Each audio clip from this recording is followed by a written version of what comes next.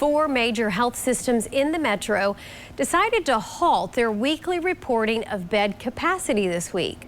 This as cases and hospitalizations continue to decline in Oklahoma. But as News 9's Erica Rankin explains, hospitals are still concerned. Dr. David Chancelm with Integris Health says they have seen a decline in admissions in the past 2 to 3 weeks, but he says there's still a lot of strain on the system.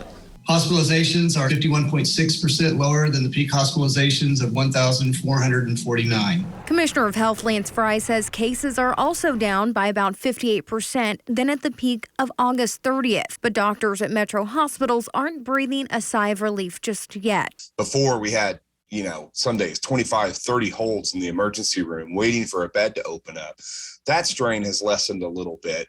But as far as floor nurses and the resources, respiratory therapists, physical therapy, speech therapy, all of those resources are still pretty maxed out. Dr. Chancelm, Director of Infection Prevention at Integris, says they still have to be prepared for another surge if one were to happen. I would love to say, COVID is over and this isn't going to happen again, but it's already happened to us. This is the 3rd surge now. So as we come up on November and December, now's the time we need to be putting sand in the sandbags and being ready to deploy them when the storm hits again, if it hits again. He says the main way is through continuing to drive vaccinations. Well, I can't tell you how many patients we've had in the hospital who were in the middle of a vaccination series during the surge that ended up hospitalized with COVID.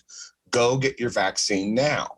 Right now across the state, there are just under 800 Oklahomans in the hospital with COVID. About 250 of those are in the ICU. In the newsroom, Erica Rankin, Oklahoma's Own News 9.